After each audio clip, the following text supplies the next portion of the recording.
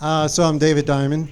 So Stephen, I think the world of you and your research, but your report on Jupiter with the 44% reduction in coronary events, that just shows how the deception has become mainstream. We've accepted these numbers from the statin industry. You know that the actual difference was only 1% in the Jupiter trial. So it's really just a comment. Right, so the difference was 99% to 98% did not have a coronary event. Which I'll be talking about Jupiter tomorrow as well. Okay, good. But one can spin data either way, but it was still proportionately a significant reduction.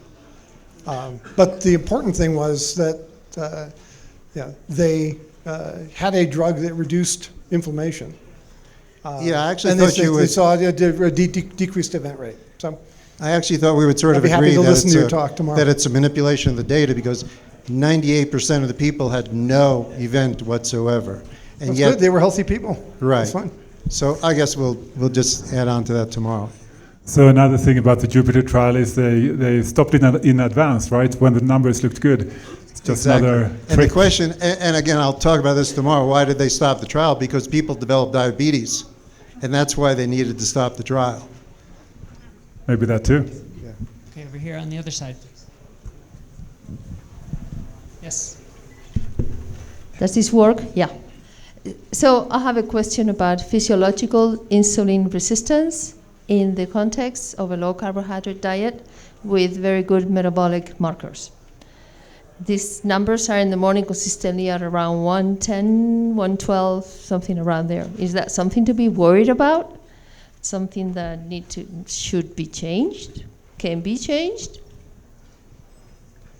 Anybody you want to address that question to in particular? I'm not quite sure I followed the question, but I heard the term physiological insulin resistance on a ketogenic diet. Yes. And most people couch that in terms of fasting glucose values.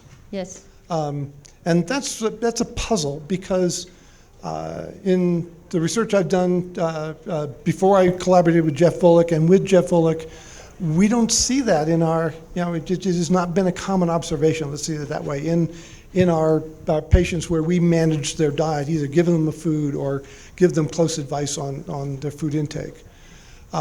So it's hard to study something we haven't been able to see.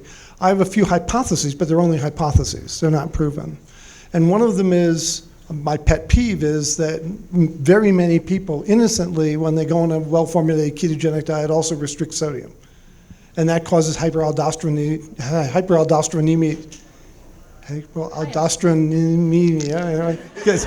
It's getting late.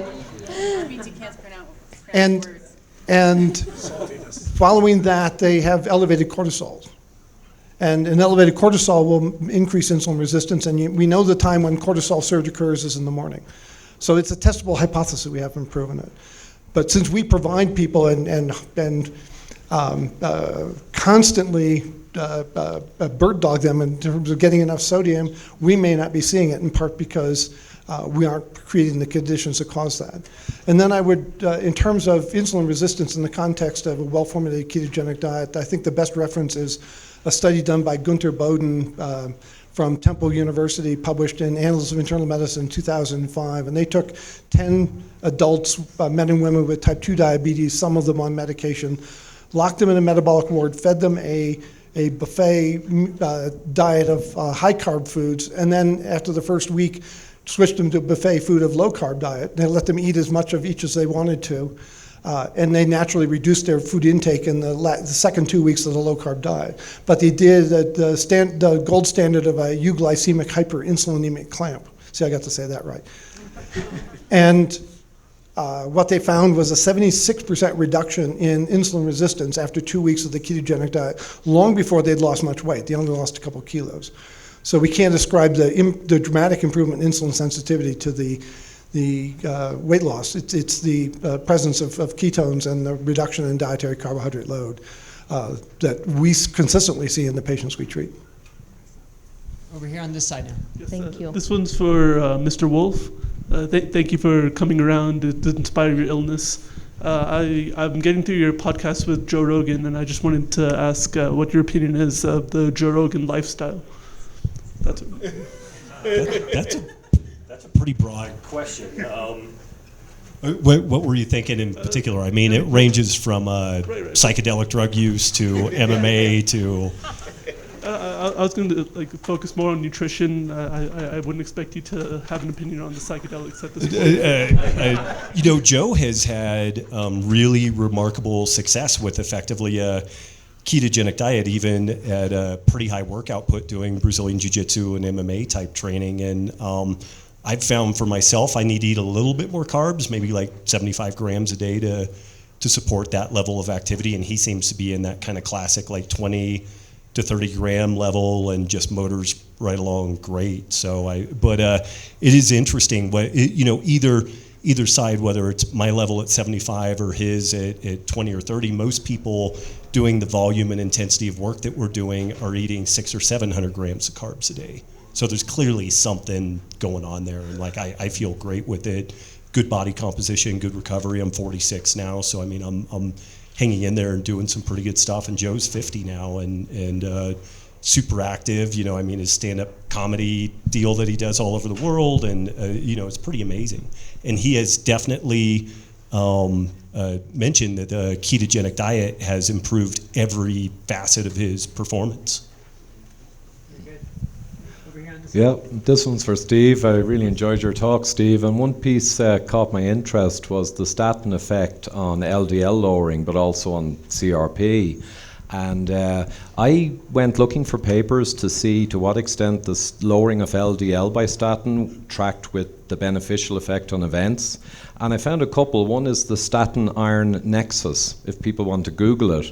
And they found that the ferritin in CRP was reduced twice as much as LDL was. And what's more, the reduction in events tracked directly with ferritin and CRP reduction, but not the LDL. And there's very few papers that have that data. So do you know, are there many more papers out there that attack the same point? I have a simple answer for that. No, I don't.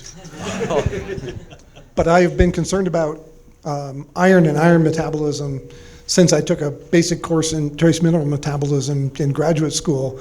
And it was clear to me that it's a profoundly pro-inflammatory entity. So I have become extremely cautious as a physician about prescribing iron to most people as a supplement, because, as was pointed out, you can get it in real food, except in marked cases of deficiency. Thanks, Steve. So, a question for Dr. Eenfeldt, and maybe if I have time, one for Dr. Wolf. Nadir Ali from Houston, a cardiologist, an interventional cardiologist.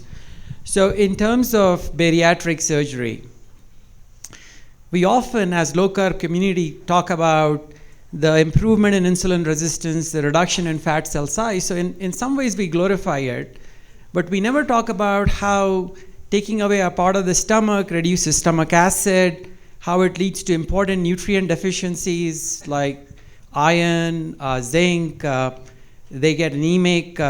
So I don't know if this is something that you could focus on a little bit, and I'll ask my second question and sit down and wait for the response if it's okay.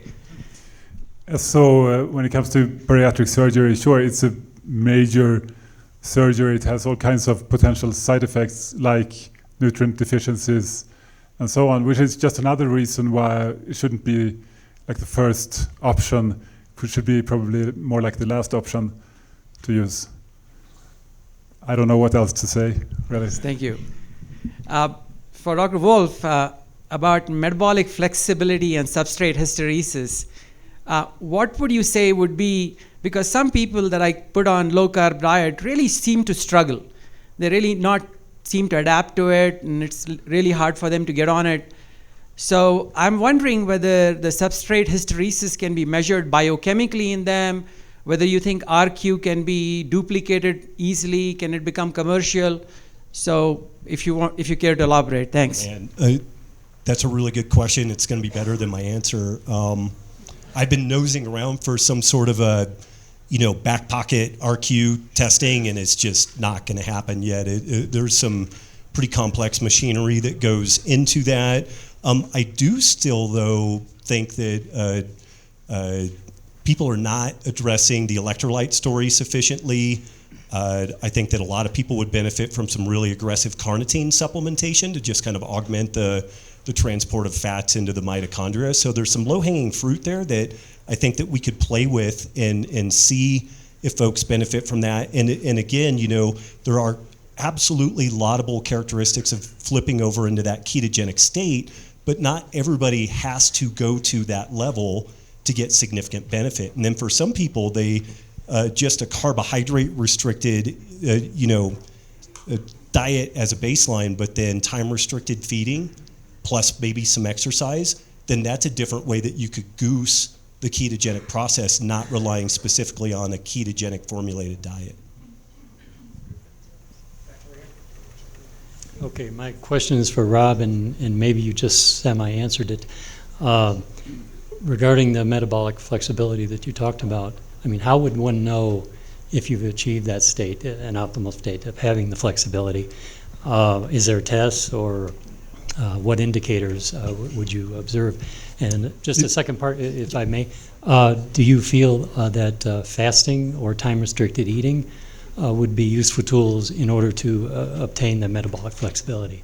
Second answer is yes. Like that, definitely that's excuse me, a good adjunct to that. And then remind me again, so the benchmarks for how somebody would be metabolically flexible. So the example that I used with my wife, and then we've seen this in other folks, generally they have a really good blood glucose response even to some fairly dense carbohydrate sources.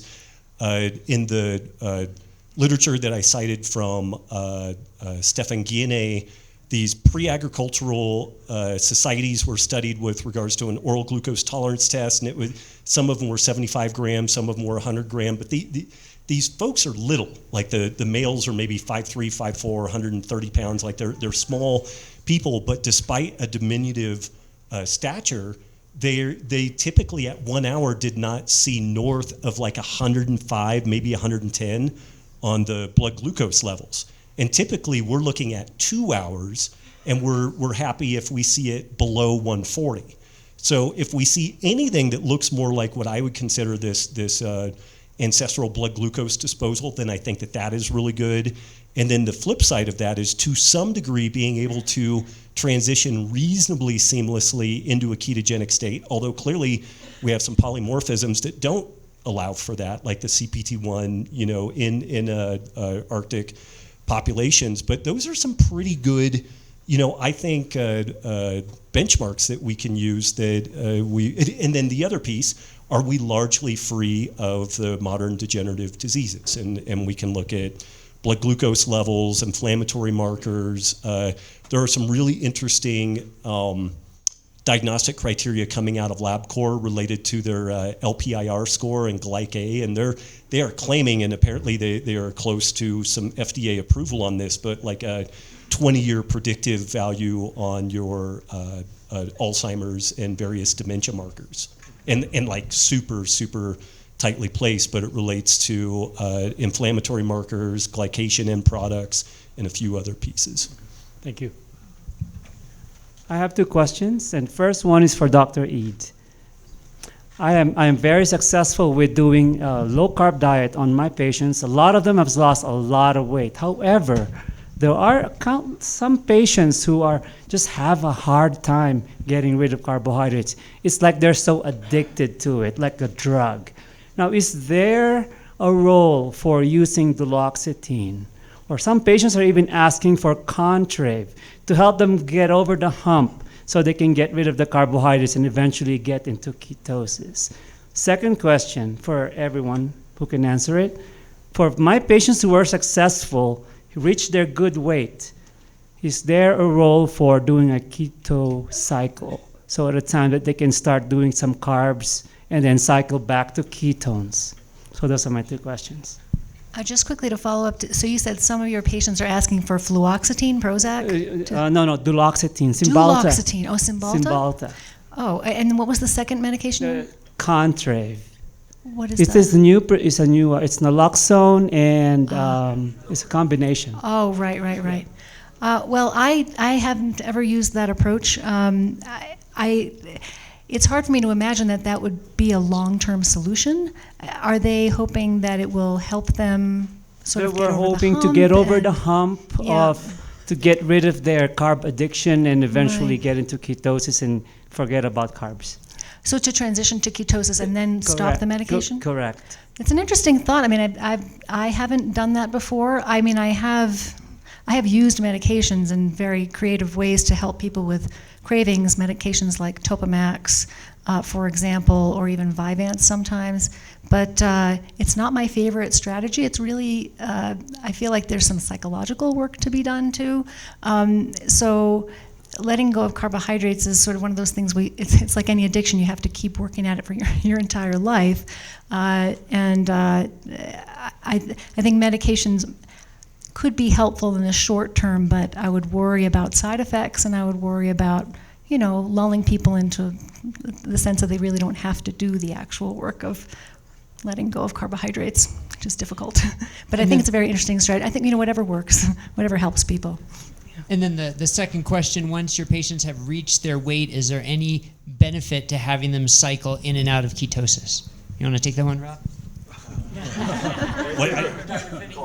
Dr. Phinney would definitely be more qualified on that than I am. Well, I like to base my answers on published science, and we've actually had very little opportunity to study what we would call a maintenance phase, or in terms of figuring out how to not only optimize it but personalize it to the tolerances of each individual.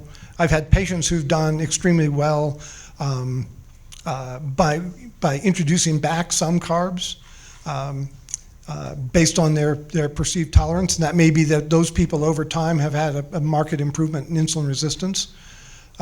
We've had others who can only maintain their weight when they maintain nutritional ketosis. I'm aware of one study that used a fairly extreme low-carb diet, and that was basically the OptiFast liquid, very low-calorie ketogenic diet, and it was done by Dr. Rena Wing in Pittsburgh. And she took a group of people with type 2 diabetes and put them on the OptiFast program for 3 months. And it was a Novartis product back then. It's been bounced around. I don't know who owns it now. But anyway, they specified it could only be used for 3 months because after that time, because it was so low fat, people would get gallstones.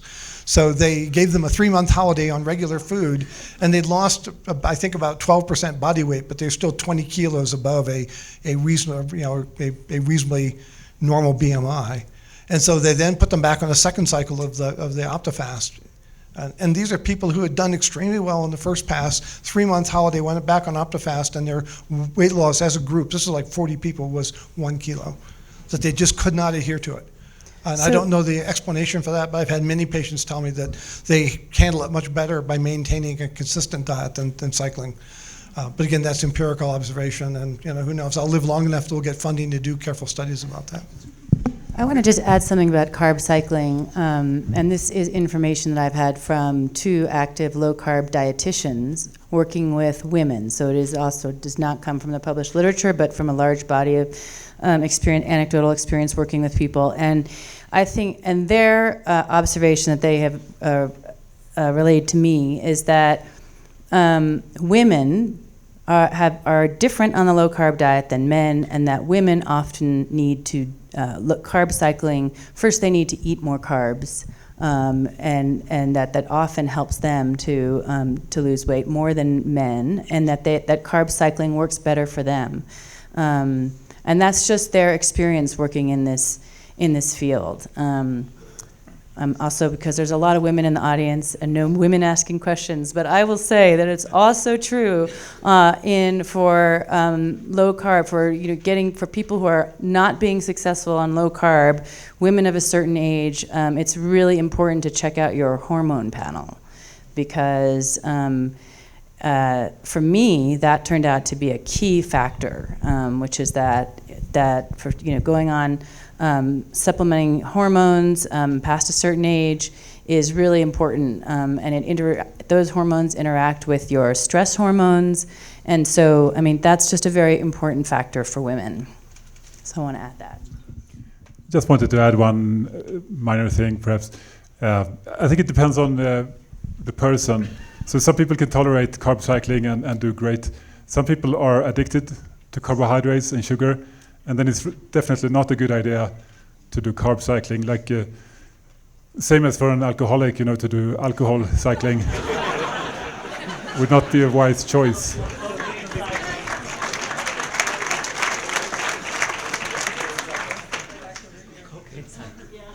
Hi, I want to channel Gary Taubes for a minute. Rob, this idea of kind of generational tolerance of carbohydrates in primitive, non-Western, cultures that eat lots of carbs, maybe 80 or 90% of their diet is carbs, and they don't get metabolic problems. They also have not been introduced to sugar. And Gary's case against sugar, of course, is that where we've been inoculated with sugar over the past 50 to 75 years, our genotype basically has been transformed, 80% of us maybe, to the point where we have less carbohydrate intolerance or carbohydrate tolerance than we did pre-sugar. So my question is, if 80% of us in the Western diet world, where that might be also India and Australia, how do you view this notion of carbohydrate restriction, addiction, and what are the solutions to that? If 80% of us are struggling with this, how important is our individual? I know we need to individualize, but I'm worried about getting too nuanced about our genetics. That's a fantastic question. Again, I see this kind of push-pull process. It's almost like a microscope where you zero in super close and granular, and then you pull back and have the big picture story. It's tough because on the one hand, it would be great if we had a very simple one-size-fits-all recommendation, but then we have. So the ubiquity of information on the internet is great, but then you have the one exception, and the person can build a whole movement around them being the exception. So then if you don't have an ability to treat that in kind of a credible and nuanced way, then you start looking and probably are potentially like in some sort of like a religious, cultish type of thing. So I don't know that I have a great solution to that, other than I think all of us being open to the notion that there are some individual variations. We've got some general guidelines that we can roll out. But again, if we orient things towards an outcome basis, then the theory on the front end really doesn't matter. What we need to focus on is, okay, if A1C looks terrible, if their inflammatory markers are bad, then what do we need to do to affect the change that's going to benefit that individual? But your point is well made, and I don't know a good solution to that. But I do think that we do need to operate with some nuance while also keeping things as simple as possible. There's a layered system to it, kind of like peeling an onion. And I wonder whether the addiction issue that was raised is something that we're going to need to get more serious about. We went through tobacco, we've gone through alcohol. Is there a more effective way of dealing with carbs as an addiction as we're going forward? Because I have friends who, they tell me, I can't not eat rice. I can't not eat bread. I think a class action suit against possibly both the government for subsidizing carbs and then the people producing the carbs. And I'm pretty libertarian. Like I want people to have access to whatever it is that they want generally, but we shouldn't be subsidizing Twinkies. A Twinkie shouldn't be artificially cheaper than an apple. So, yeah.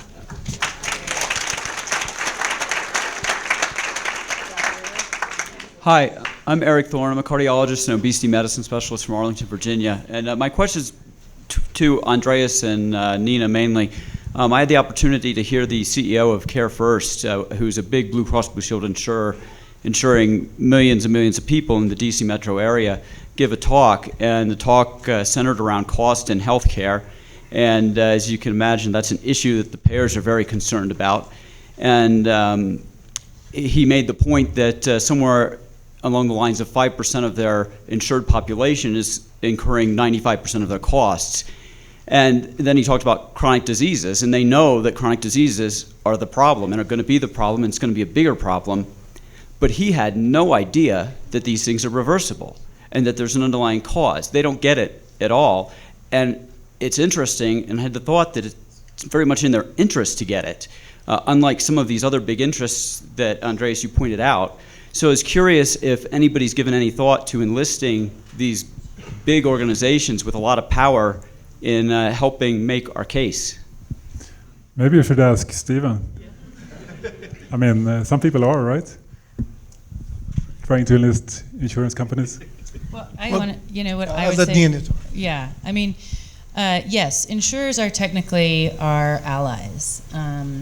However, and the head of the largest global reinsurer in the world is on the board of the organization that I start, Swiss Re. It's interesting. Why is he's the chief medical officer, and this is what happens. He goes to his doctors. This is actually what happened. He went to his doctors. He said, look, we can reverse metabolic disease. This is the most important thing to happen to us, you know, and look at the cost that we'd save. And all of his doctors said, we don't care what you say. We cannot go up against the gold standard of the dietary guidelines and what they offer. We will potentially be sued for our doctors and our practices, or whoever we're insurance, it can be potentially sued for malpractice. So, and this is what happened. I believe it's also been the experience of Perverter, where some guy at the top gets it, and he goes to their doctors, and the doctors are like, we will be sued if we do anything but the dietary guidelines. Hence, why I started this group, the Nutrition Coalition, to change the dietary guidelines, because they are the backstop. And until they're changed, they will always have this rigid control over all medical advice. So I think that's why, you know, we've targeted that as the most effective strategic way to change the world.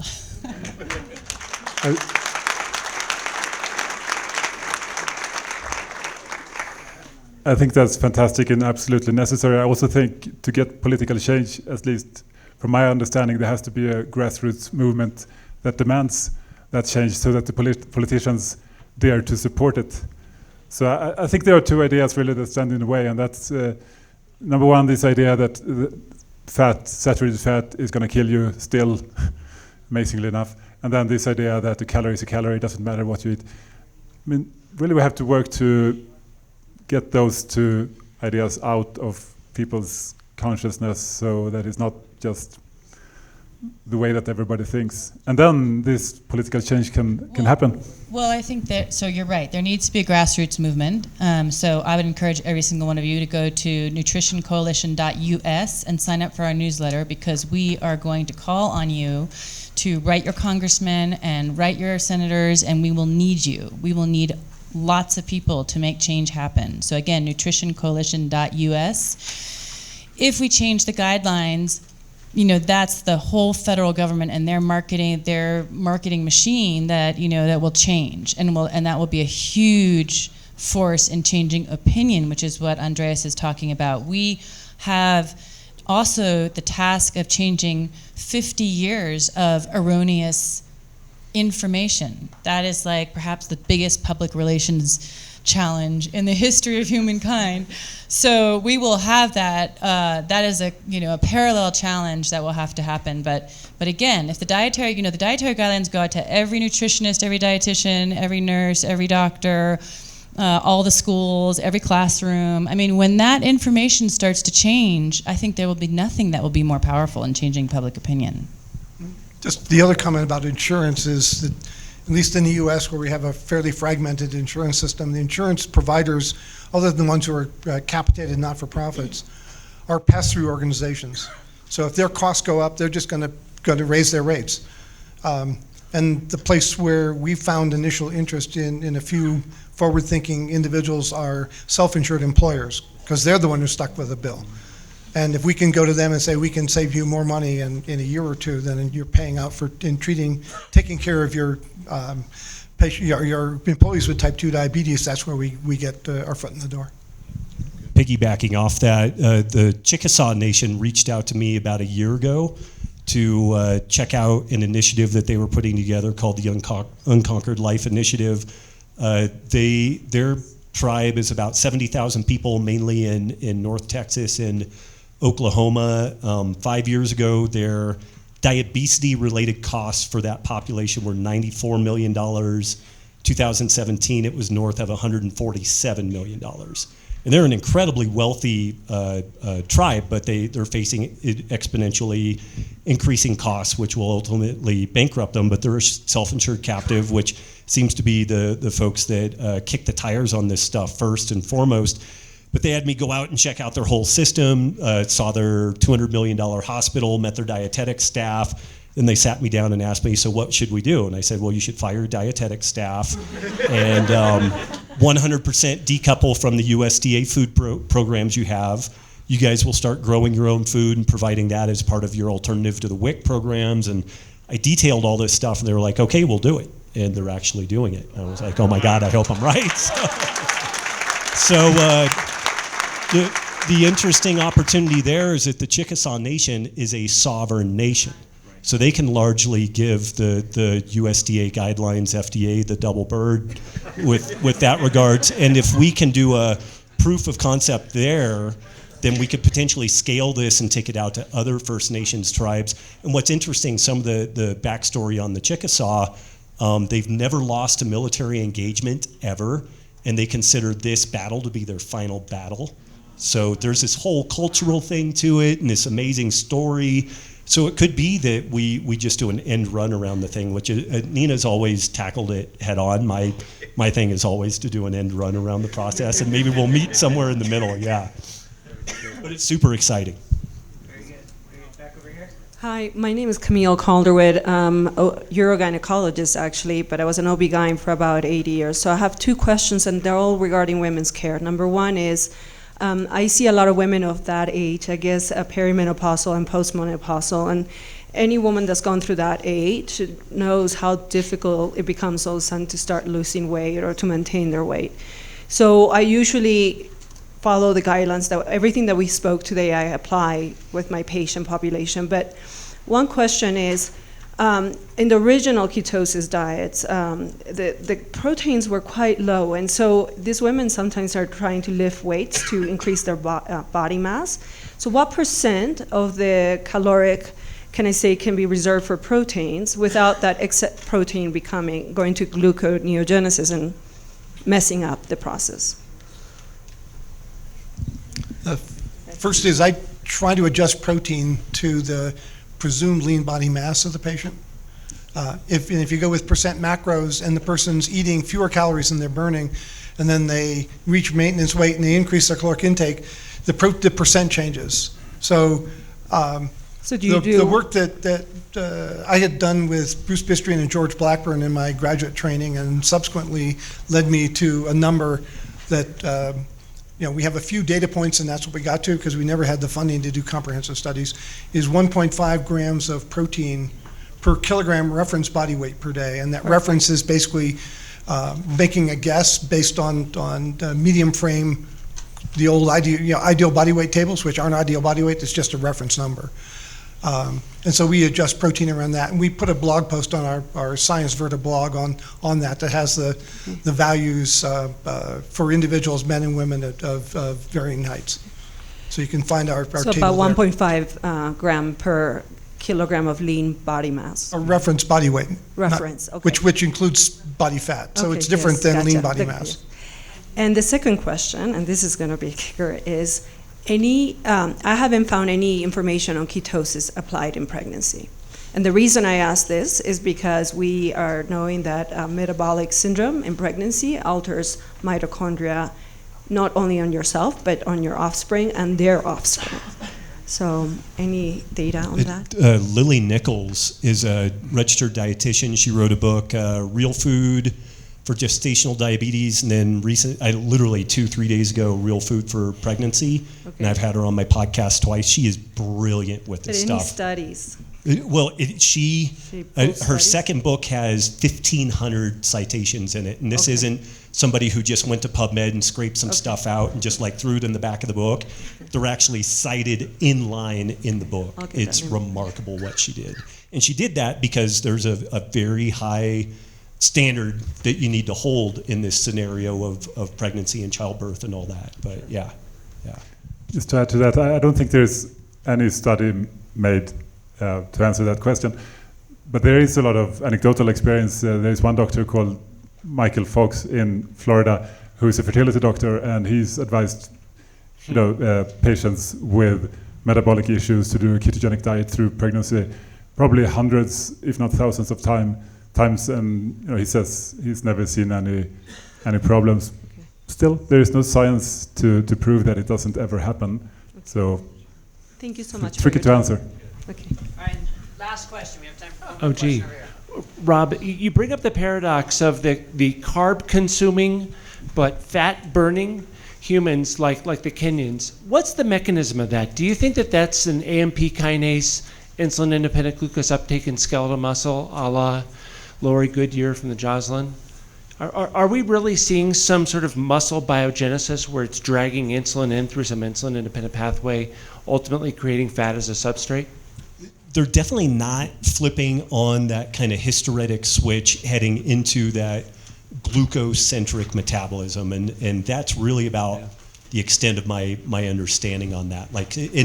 There's so many factors that go into that: the gut microbiome, oxidative status, iron overload, epigenetic signaling. The doctor who's an OBGYN just showed me a paper that I guess was published a few days ago talking about epigenetic ramifications of pregnant moms who are showing metabolic syndrome. And it's really powerful stuff. So are we dealing with populations also that just have not experienced multi-generations of inappropriate antibiotic use and overfeeding and circadian disruption?